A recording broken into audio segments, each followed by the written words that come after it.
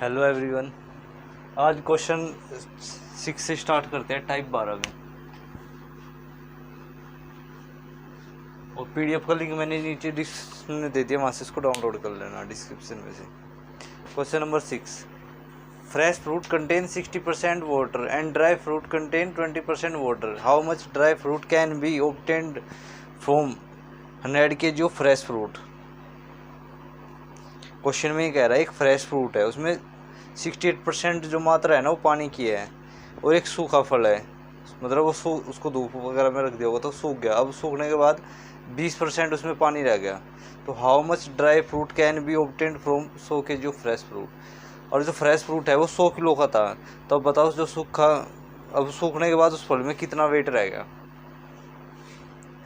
अब मैं आपको एक चीज़ बताता हूँ, इसमें जो फल होता है ना, कोई भी फल होता है उसमें दो चीज़ होती है, एक वाटर होता है और एक होता है पल्प।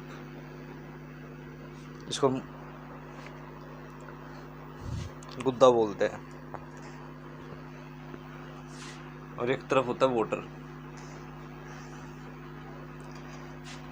तो फ्रेश फ्रूट हो या फिर सूखा फल हो, उसमें पानी का लेवल कम हो जाएगा। पानी का लेवल यहाँ पे ज़्यादा हो सकता है, लेकिन सूखने के बाद तो लेवल कम हो जाएगा ना। और जो उसमें गुद्दा रहता है वो पहले भी इतना ही है और लास्ट में भी इतना ही रहेगा, सूखने के बाद भी सिर्फ पानी का लेवल घटता बढ़ता है उसके फल के अंदर।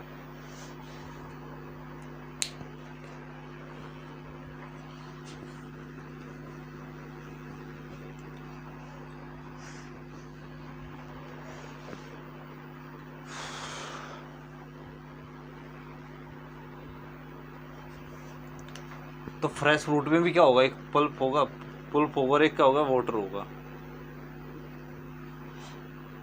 तो 68% क्या है इसमें, 68% तो है पानी, तो बाकी का बचा हुआ क्या होगा, प्रूफ होगा ना, क्योंकि फल तो अपना आप में 100% है। तो 32% क्या होगा, वो होगा पुल्प। अगर मैं इसको 4 से काटूँ तो 4 से तो कट जाएगा ये, 8 सूखे और 4 एकम 4, 4 से 28। तो अगर पल्प 8 यूनिट है तो वाटर कितना है उसमें, 17 यूनिट है। ये बात हो रही है किसी फ्रेश फ्रूट की।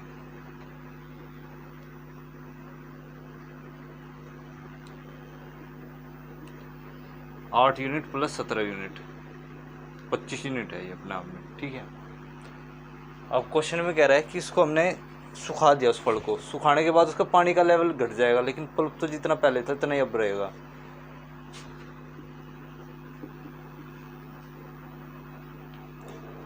अब कह रहा है कि वाटर का जो वाटर जो है वो 20% रह गया। अगर 20% वाटर है तो 80% क्या होगा उसके अंदर, पल्प होगा। इसको काटेंगे तो कितना आएगा, 4:1 आएगा।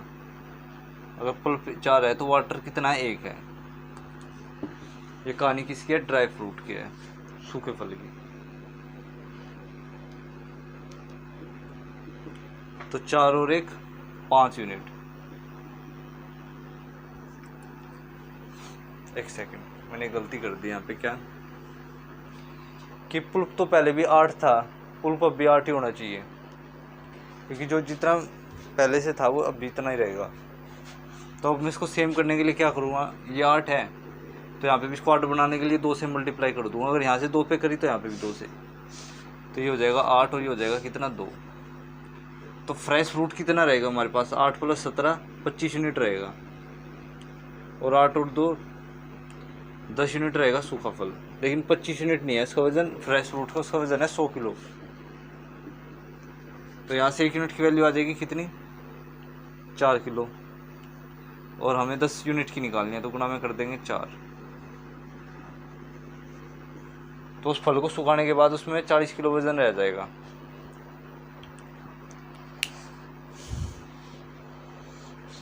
इसका ऑप्शन करेक्ट है सेकंड। मैं दोबारा समझा देता हूँ। शुरुआत में क्वेश्चन में कह रहा है कि फ्रेश फ्रूट में 68% पानी है, तो 32% होगा पल्प उसके अंदर। उसका रेशियो आ जाएगा 8:17। अगर पल्प 8 यूनिट है तो वाटर है उसमें 17। अब क्वेश्चन में कह रहा है कि पानी 20% हो गया, उसको हमने सुखा दिया तो पानी उसमें 20% होगा, तो 80% क्या होगा उसके अंदर, पल्प होगा। उसका रेशियो ले लेंगे तो 4:1 आएगा। लेकिन क्वेश्चन में ये भी तो है कि पल्प तो पहले भी 8 था, अब भी 8 ही होना चाहिए, क्योंकि हमेशा फल में पल्प नहीं सूखता, सिर्फ उसका क्या सूखता है, पानी सूखता है। तो पहले भी 8 था, तो इसको 8 बनाने के लिए क्या करेंगे, 2 से मल्टीप्लाई, इधर भी 2 से मल्टीप्लाई, तो 8 और 2 10 यूनिट हो गया, इसका वजन हो गया 10 यूनिट।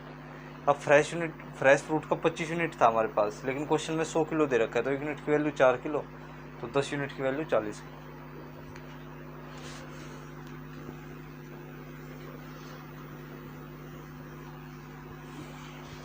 क्वेश्चन 7, एन इंडिविजुअल पे 30% इनकम टैक्स।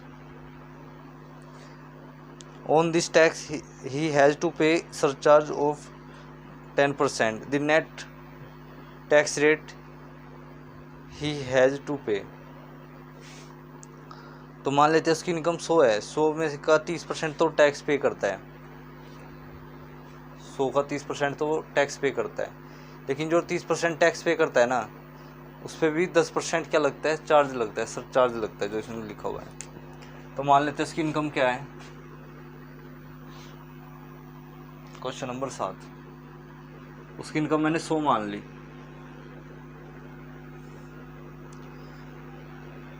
तो 100 का 30% होता है 30, इस पे तो क्या लगता है, टैक्स लगता है इतना, तो उसका ये इसकी इनकम है,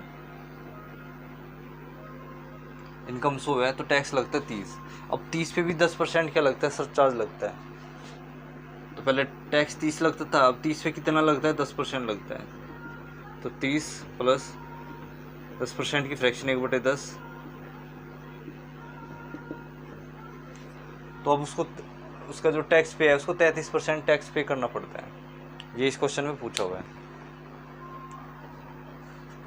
और 33% टैक्स पे किसके कारण करना पड़ता है, 10% सरचार्ज के कारण।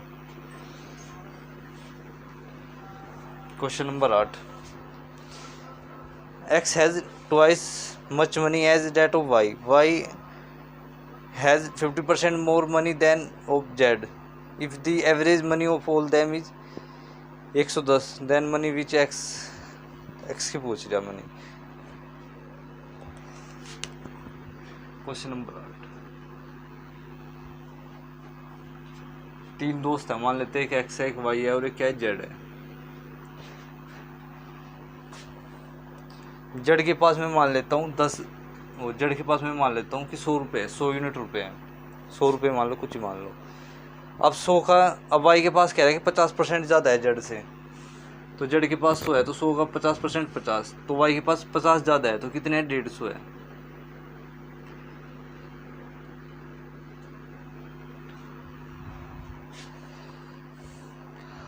और x के पास y से 2 गुना ज़्यादा है, तो अगर y के पास 150 है तो x के पास कितना है, 300 है।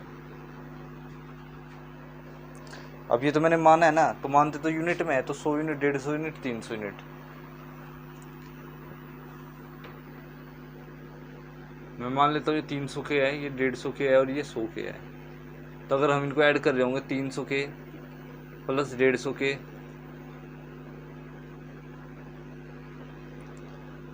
प्लस 100 के,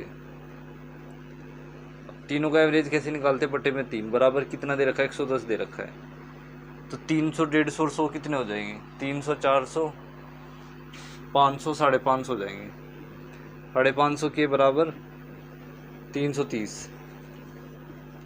0 से 0 कैंसिल, 5/3, के की वैल्यू आएगी 3/5, और हमसे एक्स का हिस्सा पूछा, एक्स के हिस्से के पास कितना आएगा, तो 300, के की वैल्यू कितनी है, 3/5 है, 5 × 30, 60, 180, तो एक्स के पास कितने रुपए है, 180 रुपये है। यहाँ पे के ना मान के यूनिट मान के भी कर सकता था, 300 इसको ऐड कर लेते, 550 यूनिट आ जाता, 550 यूनिट रिप्रेजेंट करता 330 को, 1 यूनिट की वैल्यू 3/5 आती, तो 300 यूनिट की वैल्यू फिर कितनी आती, 180 रुपये आती। Question number 9,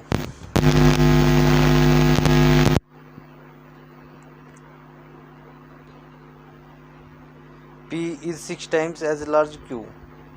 The percentage of Q less than P.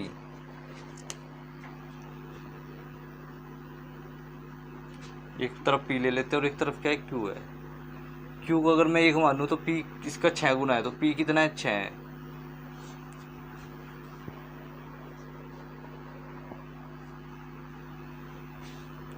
अब पूछ रहा है कि P से Q कितना छोटा है, तो कितना छोटा है, 5 छोटा, 5 की कमी आई किस पे, 6 पे, तो 100 पे कितना। तो इसको सोल्व कर रहे होंगे तो इसका आंसर आएगा कौन सा, 83 सही, 1/3%।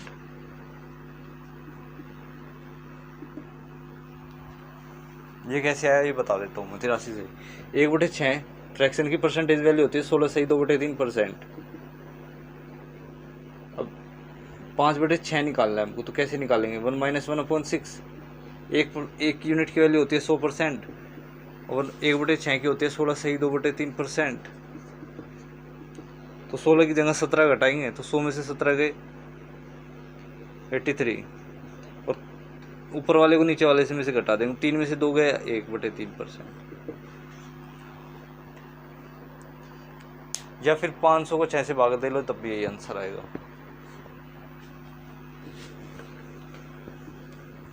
Question number 10, in an expression xy², the value of both variable x and y decrease by 20%, by this value of expression is decreased by।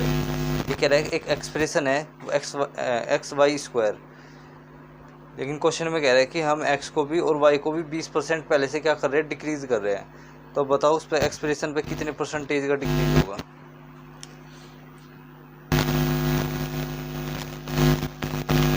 एक तरफ x है एक तरफ y है, और जो इनकी एक्सप्रेशन बननी है वो कितनी बननी है, xy², इन दोनों को मिला के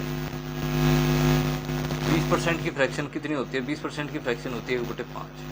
मान लेते हैं x ओरिजिनली पहले 5 था, तो 5 का 20% एक होता है, तो अब डिक्रीज हो गई, कितना हो गया, x4 हो गया। ऐसे ही कह रहा है कि y 20% डिक्रीज हो रहा है पहले से, y मान लेते पहले शुरुआत में 5 था, तो ये डिक्रीज हो गई, कितना हो गया, 4 होगा। यहाँ से इसकी क्या बनानी है, एक्सप्रेशन बनानी है। तो x की वैल्यू क्या है, 5 है, y की वैल्यू का स्क्वायर कर देंगे 25, तो 25 गुणा 5 125। x की वैल्यू 4 है यहाँ पे, और y का स्क्वायर 4 का स्क्वायर 16, 16 गुणा 4 64। तो पहले से एक्सप्रेशन 125 थी, तो अब कितनी होगी, 64 होगी। कितने की कमी आई, 61 की कमी आई। अब 61 की कमी आई किस पे, 125 पे, तो 100 पे कितनी।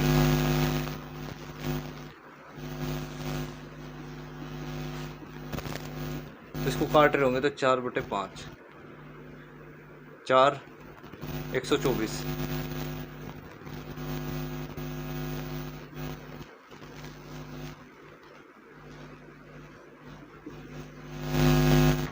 5 के 20, 48.5, 48.5 आएगा इसका आंसर।